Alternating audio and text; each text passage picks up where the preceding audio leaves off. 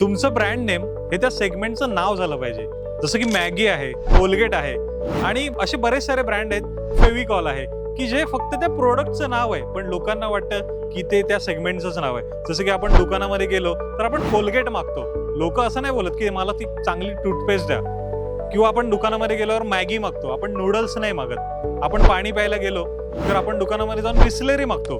Bisleri हे त्या ब्रँडचं नाव आहे, त्या प्रोडक्टचं नाव नाही. याचा अर्थ काय की तुमचं ब्रँड नेम इतकं पॉवरफुल झालं पाहिजे की लोकांनी पाण्यालाही बिस्लेरी म्हटलं पाहिजे आणि नूडल्सलाही मॅगी म्हटलं पाहिजे.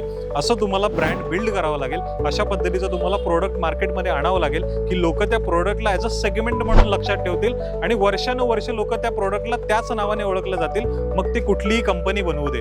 सो तुम्हाला ब्रँड बिल्डिंगवरती खूप जास्त मेहनत करण्याची गरज आहे किंवा तुमच्या प्रोडक्टवरती तुम्हाला खूप जास्त मेहनत करण्याची गरज आहे आणि त्या पद्धतीच्या स्ट्रॅटेजीज तुम्हाला तुमच्या प्रोडक्टमध्ये आणाव्या लागतील. त्या पद्धतीने प्रोडक्ट तुम्हाला सेल करावं लागेल आणि यासाठी आम्ही आहोत द ब्रँड बिल्डर्स. आम्ही तुम्हाला त्या स्ट्रॅटेजीज बिल्ड करण्यासाठी हेल्प करू शकतो आणि तुमचं प्रोडक्ट लोकांपर्यंत इझिली आणि लोकांना कायमस्वरूपी लक्षात राहील या पद्धतीने आपण त्याला मार्केटिंग करू शकतो.